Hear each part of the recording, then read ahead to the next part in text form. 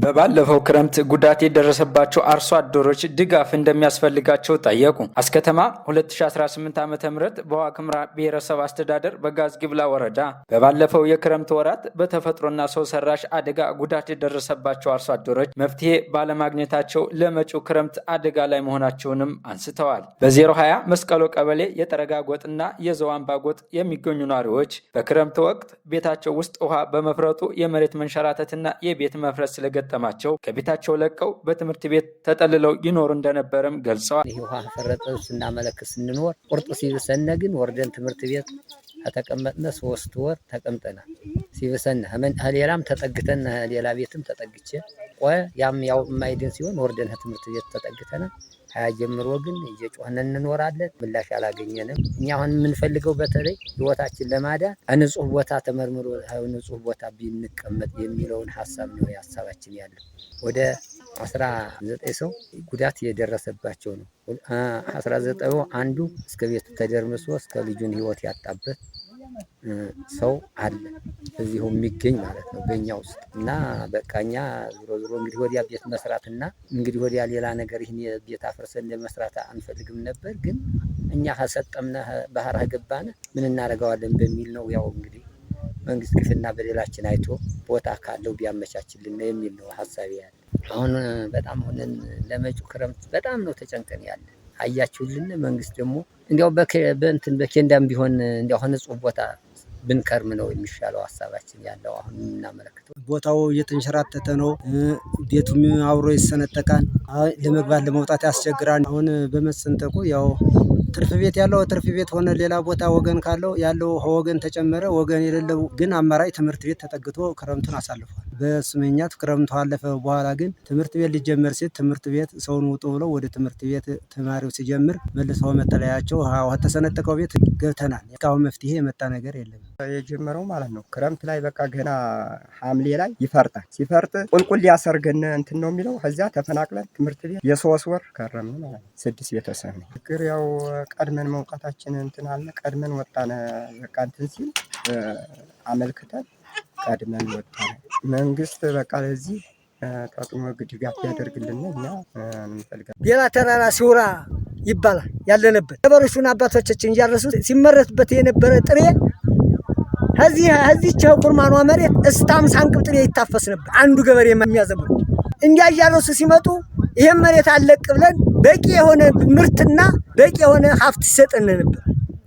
አሁን ግን ጊዜው እያለፈ ወርሃቱ እየደከመ በሄደ ቁጥር ዘመናዊ ወይም ደግሞ የእግዚአብሔር አደጋ እየደረሰ እያጠበው ለምነቱን አጥቶ ዛሬ ወደ ምን ተቀይሯል? ምርታማነቱን ቀይሮ ወደ ጭንጫና ወደ ገደል መሬቱ እየተደረመሰ መሬቱ ቦታውን እየለቀቀ ድንጋይ እየመጣ እየሰፈረበት ከጥቅም ውጭ ሆኗል። ዛሬ 50 ቅም ጥሬ የሚወጣው አሁን ግን 5 ከሻ ወይም 4 ከሻ ይሞላል። ባሁን ከዚህ እየታገልን አሁን ግን 2016 ጀመረ። አመለከትነ ሰሚ ያጣነ 2017 ደገመን። አመለከትነ ሰሚ ያጣነ 2017 ደገመን። 2018 ይኸው ጭራሽ ደግሞ ብሶ ናዳው ተፈርክሶ ይኸው 3 ዓመት ወዲህ አንድም አለባ እናገኝ። ይኸው እያመለከትነ እንኖራለን። እኛ እኛ ብቻ ሳይሆን ለልጆቻችን ቆርሰን ሰጥተን እኔ አሁን ምሳሌ 5 ልጅ አለኝ። ይሄ መሬት የሚሳተፉ 5ቱ ልጅ ሁሉ በሙሉ የተጎዳ ነው። ከኔ የበለጠ ያሉት ደግሞ ገበሮች ለልጆቻቸውም ሰጥተው ጦም አዳሪ ነው። እኛ ስንሞን ነው ግን ልጆቹ የሚወድቁበት ቦታ የለም። ከምን ጥለናቸው ነን ነው። መንግስት ይህን አንድ ልባት አላደረገው። እኛ ስለ ጊዜያችን በልተናል። ነገር ግን የተወለዱ ልጆች ለመንግስት ነገ ደራሽ የሚሆኑ የመንግስትን ተልእኮ የሚፋጠኑ ልጆች ግን መሀል ላይ ሜዳ ላይ ወድቀው ቀርተዋል።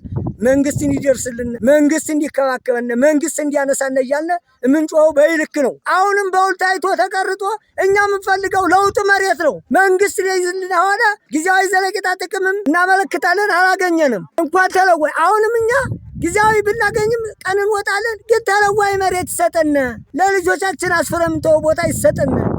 እኛ ልጆቻችን ለልሞን ነው አንድ አሁን ዘንድሮ አንድ ከሻ ይዞ ሄደል እንደተዘራ ይቀረም ያው አይን ነው መድኃኒቱ። እንግዲህ ምንም የለንም። ዝም ብለን ያው እጃችን ነግራችን አጣጥፈን ያለ ነው።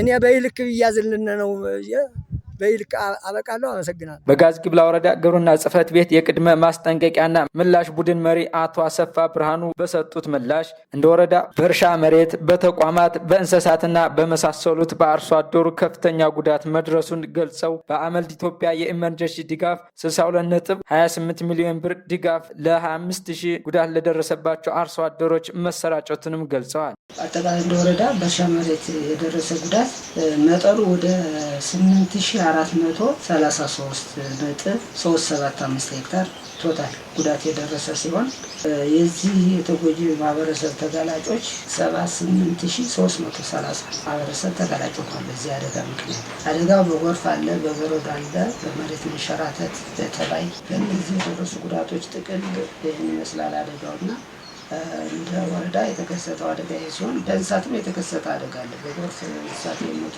ብዛት ወደ 68 የትናፊ በጎርፍ የተከሰተ አደጋ አለ። የተቋማት ጉዳትም አለ። የተቋማት ሲባል ትምህርት ቤቶች ወደ 24 የመማሪያ ክፍል ጉዳት ደርሶባቸዋል። በበረዶም በነፋስም የተጎዱ የትምህርት ቤቶች አሉ። በተጨማሪ የእንስሳት ተቋም አንድ የሕክምና የእንስሳት ተቋም አለ። ኤፍቲሲም አለ አንድ የገበሬ ማሰልጠኛ። ሌሎች ተጓዳኝ ጉዳቶችም አሉ። የቤት ቃጠሎ አለ። ለምሳሌ ወደ 11 ቤት በወረዳ ውስጥ ኮሚቴ ጸድቆ ለሚመለከተው አካል በሰዓቱ የተላለፈ ነው መረጃ። ከዛ በኋላ ያለው ነገር ምንድነው? የተለያዩ ድጋፎች ቀርበዋል። እነዚህ የተጎጂ ማህበረሰቦች የተለያዩ ድጋፍ ስለሚያስፈልጋቸው የቀረቡ ድጋፎች ነበሩ። ድጋፎቹ በጥሬ ገንዘብ የቀረበ ድጋፍ ነበረ። በጥሬ ገንዘብ የቀረበው ድጋፍ 62.28 ሚሊዮን ድጋፍ ቀርቧል።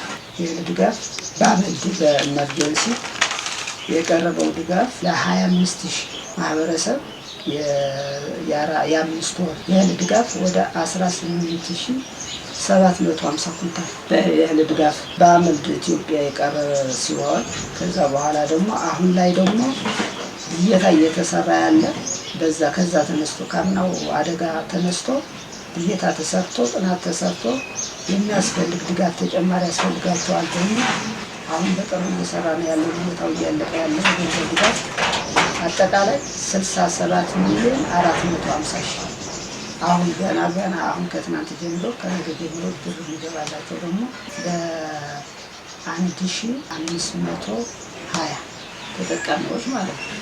እስከ ዛሬ የነበረውን ድጋፍ የተሰጠን ይህንን ነው። ጉዳቱ ከባድ ሰፊ ስለነበረ ደግሞ ያልደረሳቸው በርካታ ማህበረሰቦች ደግሞ ድጋፉ ያላገኙ ነበሩ። አጠቃላይ መረጃችን ይመስላል። ተጨማሪ መረጃ እንሰጥ የምፈልገው ምንድን ነው? መስቀሎና በ021 እና በ02 የሚገኝ አግጣሚ የሚባለው ደግሞ የመሬት መንሸራተት ተከስቶ ነበር።